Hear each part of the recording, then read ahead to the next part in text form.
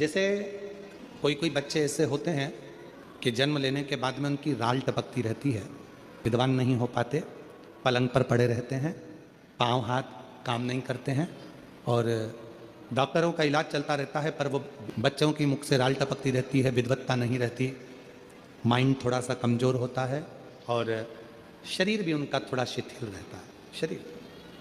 तो कई लोग कह देते हैं कि ये बच्चा थोड़ा जल्दी जन्म ले लिया इसलिए ऐसा हो गया, प्रीमेच्योर हो गया, ऐसा हो गया, वैसा हो गया। दवाइयाँ भी चलती हैं, इलाज भी चलता है, पर उसका कोई लाभ नहीं मिल पाता और वो बच्चा पलंग पर पड़ा रहता है, राल टपकती रहती है, बुद्धि काम नहीं करती।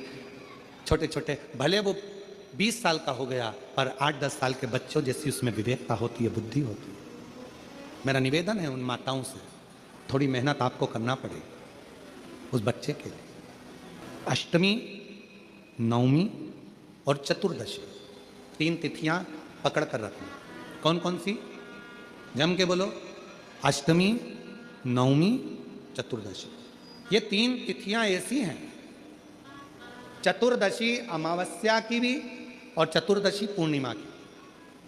अष्टमी नवमी अमावस्या की भी और अष्टमी नवमी पूर्णिमा की। ये वो तिथियां हैं जिन तिथियों में मां नील सरस्वती का स्तोत्र का पाठ कर कर एक शंख पुष्पी पुष्प, एक अपारिजात का पुष्प जलाधारी पर रखकर 7 बार अगर जल का पात्र से जल चढ़ाया जाए और उसी जल को कटोरी में झेल लिया जाए, उस जल को 3 दिन तक लगातार यदि सुबह दोपहर शाम रोज उस बच्चे को देना चालू करिए, उसके हाथ पैर भी काम करना प्रारंभ करेंगे, उसकी बुद्धि भी काम करना प्रारंभ करेगी।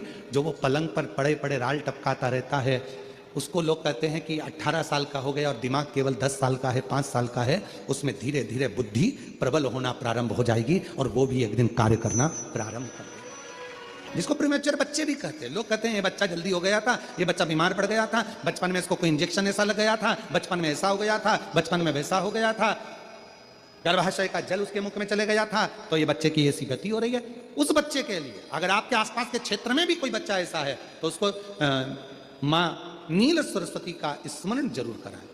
और अगर आप लोगों के पास में माँ नील सरस्वती का स्तोत्र का पाठ ना मिले तो प्रयास करिएगा, मोबाइल पर सर्च कर कर माँ नील सरस्वती का स्तोत्र भी निकाल सकते हो।